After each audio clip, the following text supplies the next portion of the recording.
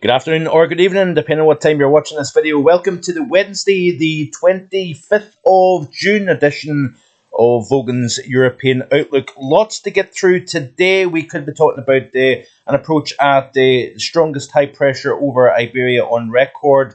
We have got another heat dome building over Western Europe as we move towards the weekend, as one starts to ease over Eastern North America. But I wanted to start off today's video by looking at the Northern Hemisphere CDAS 2-meter temperature anomalies through 5-day increments of June so far. Starting off back in the first 5 days, we did have a cool. Now, I want to draw your attention closely to what took place over Eastern North America and over Western Europe. We had quite the reversal in terms of the pattern to start the month of June off. We started off chilly in the eastern United States. We started off, kind of a little bit of a mixture of both warmer and cooler compared to average over Western Europe, particularly warmer across Iberia and France. Then we turned cooler, but then as we progressed towards the middle and particularly the second half of June, we've been seeing the temperatures on the increase. Significant heat spell across the United States over the last few days, peaking yesterday. It is going to start to ease off.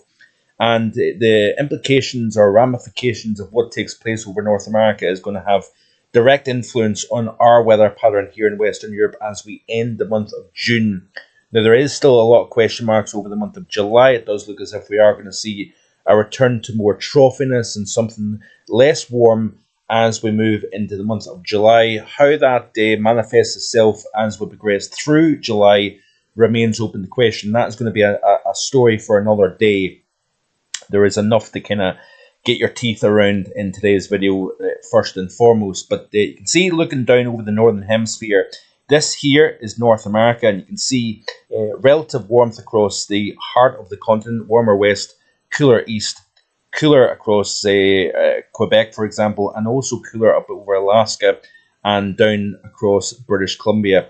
These areas are going to see significant changes. We've also seen a very warm start the month of June over Eastern Europe, with something a wee bit less warm further west. As we play through this loop, you can see how the cool kind of then starts to orient itself over the central plain states of the United States, warmer both in the west as well as the east. But look at the UK and Ireland here. I get the fact that it's a little bit hard to see, but you can see the Greenland cooling off, the UK and Ireland cooling off. This is obviously as we progress into week 2 of June. Warmer east of the United States, cooler across the west of Europe here, including even France, still holding on to the warmth across Iberia, but across the UK and France and Ireland up into Norway, Sweden, we've seen a cooler spell during the second half of June. Continue to play through this loop. You can see more cooler air drifting into the Midwest, even edging towards the eastern half of the United States. We are starting to see the warming taking place over western areas of Europe as of Friday the 13th, and this was the first of 2 major surges of heat that lifted north. The heat has been very much a mainstay across Iberia and across France. That has been the case even through the course of this week, while temperatures pegged back across both UK and Ireland here, still holding on to some warmth across the southeast UK, but the ridge of high pressure has never really left Spain, Portugal, France, even up into the low countries as well. Temperatures that are average in, say, Brussels, Amsterdam, 20, 21 Celsius for mid-June. Temperatures have been consistently above that level, even as high as 32, 33 Celsius in Brussels, for example, back just several days ago, and we're going to see another surge of heat up into the low countries and even clipping into southeastern UK. A question mark over how hot it gets in the southeast, but always staying fresher the further west and north you go over both Ireland and the UK. So you can see here as we play through and edging closer to the current period, very warm across western areas of Europe. A little mixture of both cool and warm across, say, the Midwest and the eastern half of the United States. Very cool across Quebec, for example. But there's been a kind of continued kind of reset of this, or recycling of the same pattern. That's probably the best way to put it. A recycling of the same pattern. We've had a very blocked anticyclonic middle altitude pattern through the month of June, and that is continuing to kind of repeat itself. We've seen it back last week. We've seen a little bit of a downward trend in temperatures this week, but we are going to start to return back to that kind of what has become a somewhat default mode for the month of June across western areas of Europe here. And then as we move towards the period here, that kind of 5-day anomaly ending Thursday the 19th, we've still got that warm west of Europe and cooler. So we've shifted the temperature profile. Instead of it being a cooler west, warmer east, we've reversed that with a warmer west, cooler east setup here. Looks as if as we move into the month of July, we're going to revert back to that same kind of setup that we had during the middle portions of June. And then we had this major surge of heat across western areas of Europe here. The 5-day period ending Saturday the 21st of June. Then we've seen a little bit of a downward trend in temperature. All the while we've started to see this Rossby wave continue to progress across the Pacific. We're starting to warm things up over Alaska, cooling things down over the Pacific Northwest, central and western Canada. And then as that trough then digs into the western side of North America, we're pumping the high further east over the Midwest and then into the eastern half of the United States. All the while, again, holding on to that heat across Western Europe. That's been persistent, possibly aided by the fact that we've had such dry conditions over central areas of Europe, including the UK as well as Ireland, through the spring. And that dryness has continued even out to the into the southern half of the UK through the beginning of summer as well. But I want to draw your attentions to the temperatures that we've seen back yesterday. We've seen 7 state records break their monthly, or tie or break their monthly record here, which is a big deal actually when you think some of these records go back to 150 years. Vermont, for example, saw a new June record. North Heartland recorded 102 degrees Fahrenheit. Maine tied its June record with 100 degrees. New Hampshire state record for June was tied at 102 degrees at Manchester. Massachusetts state record was broken, 103 at Barry Falls Dam. We've seen also a temperature reached of 102 in Boston, for example, which is quite incredible. Rhode Island also seen a state record broken, 102 degrees here at South Foster. Connecticut, 103 state record was broken for June. Maryland state record tied at 105 in Baltimore. New York City, Kennedy recorded its 102 degrees Fahrenheit, and Islip recorded 101. Brookhaven recorded 100. New Jersey was seen at temperatures high as 103 in Newark. I believe Philadelphia recorded 100 degrees for the first time since 2012, which is pretty impressive as well. So yes, very intense heat dome over the eastern half of the United States. Now, incidentally, that is going to start to erode, sink a little bit further south. We do have a frontal system that is going to drag in some much fresher temperatures. For example, going in New York City, for example, 99 degrees Fahrenheit yesterday, down to 78 by the time we reach tomorrow afternoon. So a big drop. Even this afternoon, I think temperatures are going to be around the 94 degree Fahrenheit range. Tomorrow, 78 as a cold front sweeps through. That cold front that is driving fresher air into the eastern United States is going to be a major implication to our weather. That ripple effect then sending out over the Atlantic. We've got a strengthening jet because of the cool up over Hudson Bay, the warm over the northeastern United States.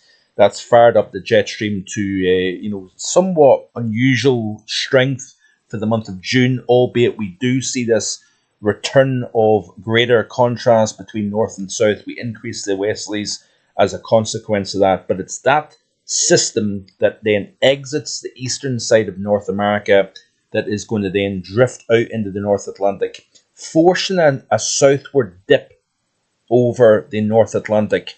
That will then in turn start to pile air eastwards across the Atlantic, forcing the pressure downstream to then, as we start to see that kink taking place. Let's have a quick look at it. Because this is very important stuff and interesting all the while as well. Let's look at the Atlantic view here, and I'll show you exactly what is going to take place here. So we've got back to the current setup here. So this is as of yesterday. Play through this loop. We do have a kind of high pressure to the south, lower pressure to the north. We've got a jet in between. We've got holding on to that warmer, more humid air across the southern UK. We've got a little feature here that is edging into Portugal, western Spain. That's triggering some showers and thunderstorms here. But up into France, we've seen temperatures again into the mid to high 30s. Let's look at the current temperatures across Europe. So we're talking about 34, 35, 36, 37 Celsius over central portions of France. That system that is into Portugal, for example, pegging the temperatures back to 22, 25 Celsius. Further east of that, we're seeing temperatures into the low to mid 30s across eastern Spain. And that heat is getting lifted northwards here thanks to that little feature over the west of Iberia, pulling some of that warmth into France. We've even got some temperatures back into the high 20s. I believe we were just shy of 28 yesterday afternoon in the greater London area. So still holding on to that heat and humidity across the south. We're seeing a little bit of fluctuation this week, depending on the position of the jet. But back to this chart here is important because we've got this, this is today. We've got quite a flat nature to the ridge trough pattern here. There's a big strong dome of high pressure here. Lots of subsidence underneath that, strong heating underneath. And as we play forward here, there's a feature then that exits Canada. All the while, we've got a renewed system bringing wet, windy conditions across the UK during the latter half of today into tomorrow. But this feature here is what's going to then start to help decrease the temperatures over northeast, over New England, over the Canadian Maritimes, for example. And it's as we press towards the Thursday and Friday time frame, watch what's happening. We're starting to see that southward push of cooler air getting driven into the central portions of the Atlantic basin. That then is creating a pressure rise downstream over Iberia, over France, up into the southern half of the UK. And it's also in turn lifting the jet further north as well. So we are going to see the jet lifting north. High pressure is building, but that high is going to reach potentially record-breaking levels. We could see thickness values upwards of 600 decameters, which is essentially you're actually increasing the depth of the troposphere. So you're actually expanding the depth of the column within the atmosphere and the level of suppressed air underneath that area of high pressure. So when you're expanding high pressure, when you're heating it up, it's like a bicycle pump. This trough here, this feature that's running across the North Atlantic is acting like a bicycle pump, pumping the air and this ridge over western areas of Europe, lifting the heat northwards as a consequence as we see that trough digging further south over the North Atlantic here. And that is going to lead to the next heat dome over western areas of Europe.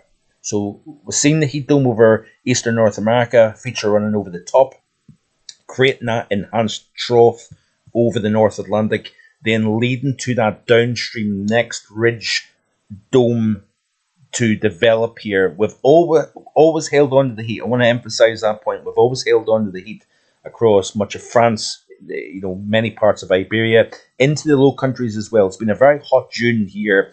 And for the UK, as the forecast suggested, both the June forecast as well as the summer forecast, that northwest would always be on that periphery, the high, always attracted to that record-breaking warm waters within the Mediterranean, warm waters surrounding the UK and Ireland here, but also the very dry ground. It's a recipe for powerful areas of high pressure to develop.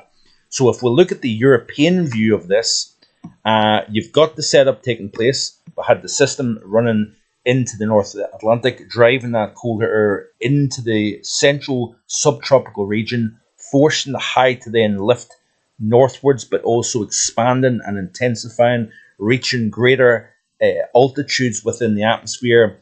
And like I said, when you increase that thickness value beyond 564 decameters, that is known as a subtropical air mass. When you're starting to pull that 564 thickness line up into the UK, you're introducing a subtropical air mass. Once you go beyond that and start to go towards the the 594 thickness value, for example, we're really starting to expand and maximize that depth that within the atmosphere here, essentially pushing the ridge to its greatest potential, its maximum, so to speak, its limits. And with Spain, for example, that may be achieved for the month of June anyway, not necessarily for all time. But if you look at this here, this is the 500 millibar HPA height 3-week percentile rank. And this is a reanalysis between 1979 and 2021. And it's this feature here. So we've got the stage already set. Record warm waters, dry ground, heat that's already in place. But once you start to send that compressor, that pump into the Atlantic, that then forces the air and the pressure to build over the southwest of Europe here.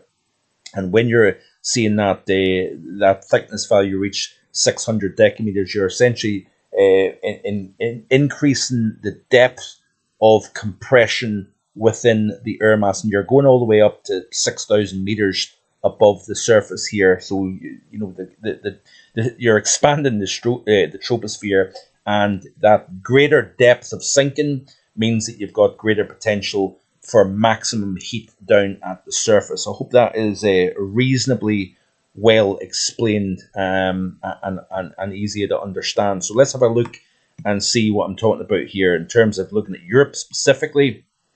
This, of course, is off the GFS model here, the operational.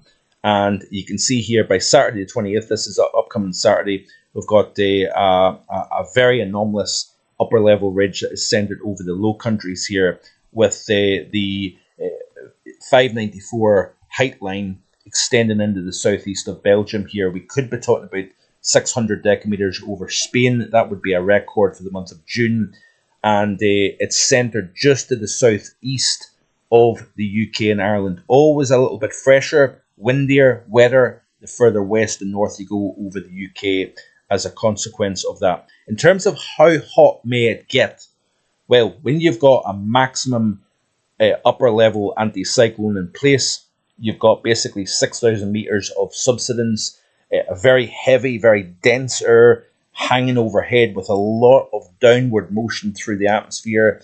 You then force the air to compress as it sinks, and you're increasing the level of warmth over the surface beneath that area of high pressure. So let's have a quick look then at the temperature potential of this model here. This is off the GFS today. We'll look at this in a little bit more detail as well in the coming days. Still plenty of heat across the south, fresher the further north you go over both mainland Europe as well as the UK and Ireland here. Continue to play through. It helps if I get back to the right chart, certainly. So you can see here, again, plenty of heat across the Low Countries. Could we potentially see low 40s in France? Yes. Could we see possibly an approach at 40 in Belgium underneath the centre of that high? Yes. We could also see the hottest temperature of the year so far in England, for example. But again, the further north you go, Scotland, unfortunately, I know it's frustrating for folks up here. I'm part of that complaint, so to speak, that we're not seeing any real heat. But then there's folks down in the near continent that's probably saying you can have it. So yeah, play through this loop. This is Friday off the GFS. We're talking about temperatures around about the 40-degree mark. Again, low to mid 30s in France. And we're talking probably an approach at 30 Celsius across the southeast of the UK. Moving into the day on Saturday, and you can see here again temperatures into the low 40s in Iberia. The possibility of something approaching 40 somewhere in France during the course of Saturday. Who knows there, but I think the heat will even expand further and further north as we move into the day on Sunday, Monday, possibly into Tuesday, even Wednesday of next week as well, depending on how quickly that trough can come in from the west. But we're talking about the GFS projections of 42 Celsius, southern and central Portugal into the south and central portions of Spain. Temperatures are around 34 to 37, widely across central and western France, possibly 31, 32 across the southeast of the UK during the course of Sunday. Again, much fresher across Scotland, if you notice here. Moving into the day on Monday, then we are talking about temperatures 38 Celsius. If I'm reading this correctly, we're talking 38 across the east northeast of Belgium, possibly the mid 30s into the Netherlands as well, with temperatures very hot all the way to the Channel and North Sea coast here. We could be talking about temperatures maybe 32, 33 Celsius in the southeast. Again, you're only talking about upper teens in the northwest of England, as well as across Ireland and Northern Ireland as well. So big contrast. Let's have a look at the temperature anomaly actually and see what this is looking like. This will be quite interesting to see. So there you go. Actually close to average, even slightly below average across the northwest of Scotland, for example. But temperatures across the heart of France, you're talking about 12 to 16 Celsius above average, anywhere from western and northern Iberia, more or less all of France away from the coasts, the Low Countries, Germany as well. This is a major heat situation reforming, but it's moving back north again. So this heat dome that's been persistent continues to wax and wane this June so far. And let's go back to the GFS chart and see if it's indicating temperatures continuing even as we move into Tuesday, Wednesday. So let's skip on to the day on Tuesday. And we are potentially slightly easing back in the level and the intensity of the heat. Again, you're talking about 40s across the south of Iberia. Into the day on Wednesday, yes, we are starting to see that heat coming down slowly but surely, remaining very hot over much of Central and Southern Europe, less so across the UK and Ireland. And the reasons for that, again, this is only one model run. We will see fluctuation in that model. But if we look at the general chart here, let's have a look at the temperature anomalies. And you can see here that we are starting to see temperatures coming down. It's the 500 millibars that I was meant to look at here.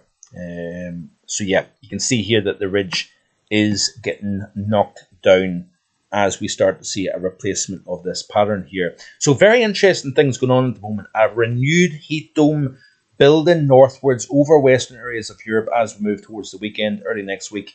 Then we will start to see a steady decrease in temperature. Looking at the CFSV2 for the upcoming 7 days, deep trough to the west, ridge over the near continent here, northwest split across the UK. Into week 2, quite a different story if you notice here. Much flatter, much more trough influence across the UK and Ireland. And as a consequence, we are going to see temperatures return closer to normal, if not even slightly below normal. Let's have a quick look at the temperature anomalies off the CFSV2 before we end this video.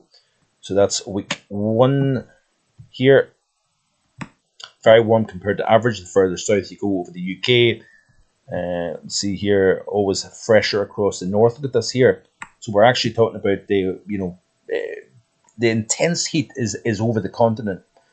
We will flirt with that across the southeast, but Scotland, Ireland, Northern Ireland, it's actually below average over the next week or so here.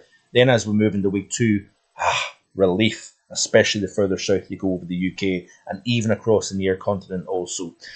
So I hope that has explained it in terms of the development of this wave break scenario over the extended from the North American continent into the Atlantic, forcing the heights to rise over western areas of Europe, but that will eventually ripple its way across the Atlantic, replacing the heat with something fresher as we move through next week. But we've got a lot to get through. Hope you're enjoying the content here in the channel. Like, share, and subscribe, and I'll see you tomorrow with more. Bye for now.